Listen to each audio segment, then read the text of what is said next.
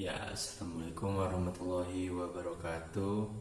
Di video kali ini saya akan menjelaskan apa itu fisika.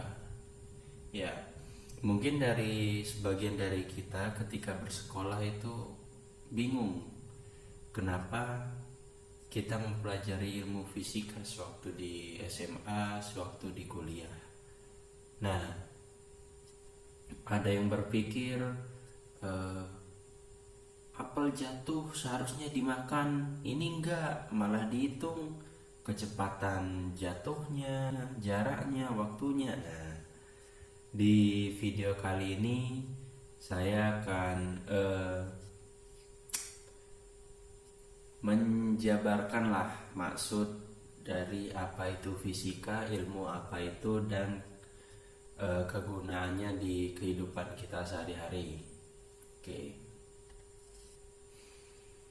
Pengantar fisika. Fisika adalah ilmu alam yang mempelajari sifat alam semesta dan interaksi antara materi dan energi. Melalui fisika, kita dapat memahami fenomena alam di sekitar kita. Jadi, walaupun terlihat seperti apel jatuh, tetapi itu ada teori alam di baliknya ya. Oke, yang pertama ada gerak dan gaya. Konsep dasar fisika meliputi gerak dan gaya. Gerak menjelaskan perubahan posisi benda, sedangkan gaya adalah pengaruh yang menyebabkan perubahan gerak. Oke, ini hukum Newton. Bagi yang belum tahu, Newton itu adalah seorang pria yang kepalanya kejatuhan apel. Enggak, maksudnya Newton itu adalah penemu teori gravitasi. Oke, baiklah. Hukum Newton. Hukum gerak Newton menjelaskan hubungan antara gaya dan gerak. Hukum pertama menyatakan bahwa benda akan tetap bergerak dan benda bergerak akan tetap bergerak kecuali ada gaya yang bekerja padanya. Nah, di sini maksudnya ketika suatu benda bergerak tanpa ada yang menghalangi, tanpa ada yang mengganggu, nah benda itu akan terus bergerak garis lurus pada jalurnya. Oke, hukum Newton kedua juga dikenal sebagai hukum aksi-reaksi. Menyatakan bahwa gaya yang diberikan pada suatu objek akan menghasilkan percepatan yang sebanding dengan gaya tersebut. Ini berarti semakin besar gaya yang diberikan, semakin besar pula percepatan yang terjadi. Hukum ini merupakan dasar dalam memahami gerakan dan interaksi antar objek dalam fisika. Nah, untuk hukum kedua Newton ini biasanya bisa kita lihat pada palu dan paku. Nah, ketika palu dihantam dengan paku, ketika paku dihantam dengan palu, maka paku tersebut semakin keras dihantam oleh palu, maka paku tersebut akan semakin dalam menancapnya. Seperti juga kita bermain kelereng. Ketika kita membenturkan antara kelereng satu dengan kelereng lain, maka kelereng lainnya akan bergerak sesuai dengan kecepatan kelereng yang kita hantamkan tersebut.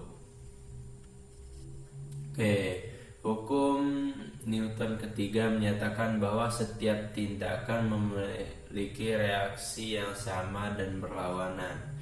Ini berarti bahwa gaya yang diberikan pada suatu objek akan diimbangi dengan gaya yang sama besar tetapi berlawanan arahnya. prinsip ini penting dalam memahami interaksi antara objek dalam berbagai situasi fisika. Contohnya yaitu busur. Jika kita menarik busur, maka benang busurnya akan kembali ke tempat semula dan akan meluncurkan anak panahnya. Nah, ketika kita menarik busur, maka itu akan muncul reaksi. Lalu ketika kita melepaskan tali busur tadi, maka akan terjadi reaksi. Reaksinya adalah anak panah tersebut akan melaju ke depan. Oke, selanjutnya ada energi dan usaha. Energi adalah kemampuan untuk melakukan kerja, sedangkan usaha adalah kegiatan dari gaya yang bekerja pada benda. Energi dapat berubah bentuk, antara lain menjadi energi kinetik, energi potensial, dan energi panas. Oke, untuk energi kinetik ini adalah energi gerak ya.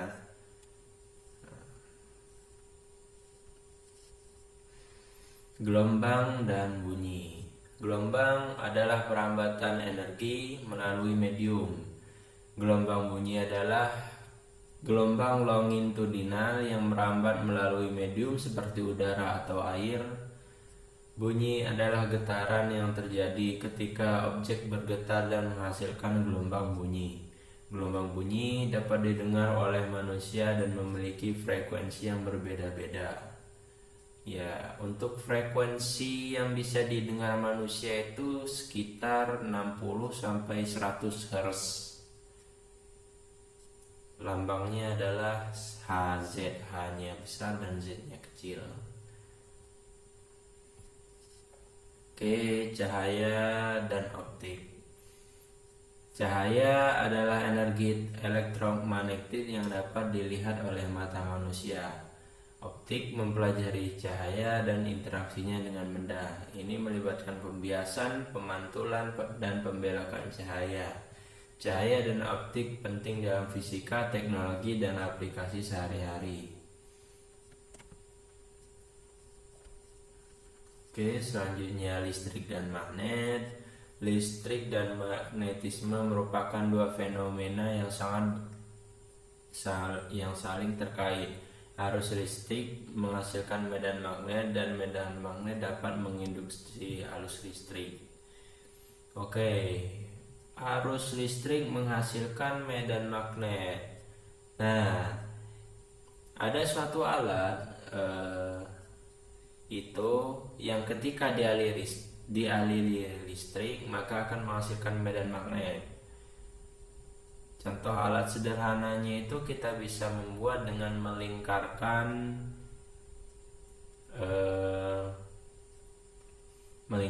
kabel kepada sebuah paku. Nah,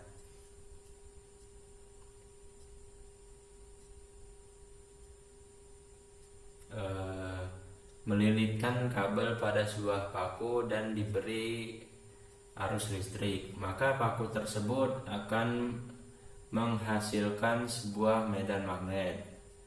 Oke, dan medan magnet dapat menginduksi arus listrik.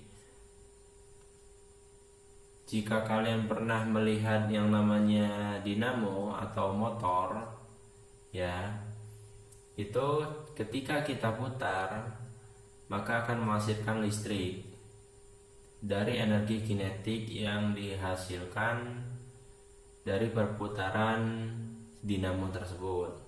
Oke. Atom dan inti. Atom adalah bangun dasar dari materi. Inti atom terdiri dari proton dan neutron. Di sekitarnya berputar elektron. Konsep atom dan inti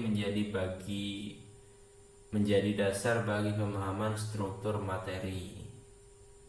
Oke, selanjutnya fisika modern. Fisika modern meliputi teori relativitas dan mekanika kuantum. Teori relativitas menjelaskan fenomena pada skala besar, sedangkan mekanika kuantum mempelajari perilaku partikel pada skala kecil. Nah, penerapan fisika. Fisika menjadi beragam penerapan dalam kehidupan sehari-hari seperti teknologi, kedokteran, dan lingkungan. Pemahaman konsep fisika sangat penting untuk mengembangkan teknologi dan memecahkan masalah kompleks.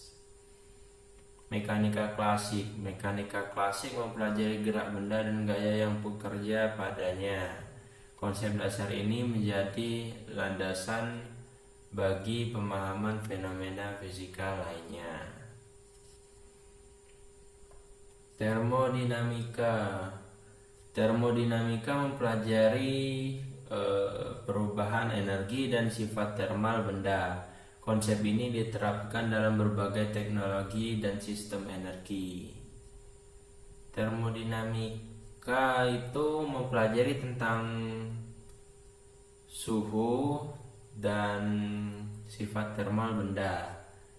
Nah, untuk penerapannya itu kita bisa lihat di sederhananya itu digosokkan. Nah, gosokkan baju. Digosokkan baju itu jika kita biarkan dia terlalu lama, maka dia akan mati sendiri karena telah mencapai suhu yang ditentukan. Misalkan jika dari pabriknya itu diatur suhu maksimalnya 80, maka suhu tersebut akan menjadi pemicu matinya listrik.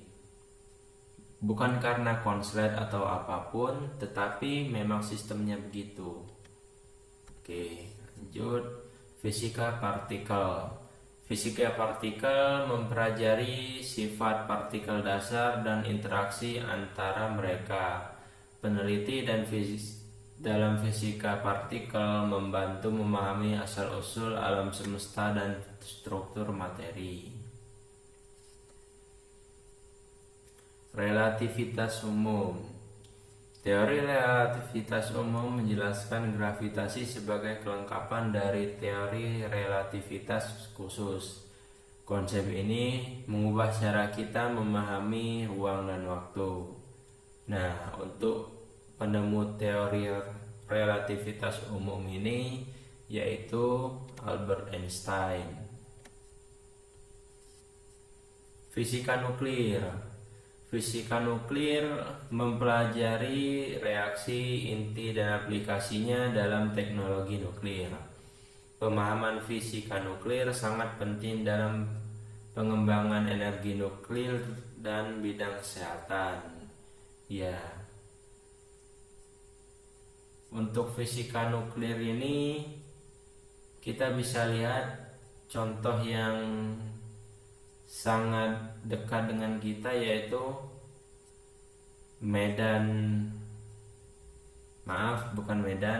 maksudnya PLTN, pembangkit listrik tenaga nuklir. Dan untuk semisal kalian yang sudah tahu apa itu bom nuklir, ya itu adalah salah satu contohnya juga. Fisika medis. Fisika medis mempelajari penerapan konsep fisika dalam bidang kedokteran seperti pencitraan medis, radioterapi, dan teknologi kesehatan lainnya. Kontribusi fisika sangat penting dalam pengembangan peralatan medis. Kesimpulan. Fisika adalah ilmu yang mempelajari sifat alam semesta dan interaksi antara materi dan energi. Pemahaman konsep dasar fisika sangat penting dalam pengembangan teknologi dan memecahkan masalah kompleks. Oke, sekian dari saya. Apabila ada salah kata dan salah informasi, ya mohon dimaklumi karena saya juga masih belajar. Ya saya akhiri.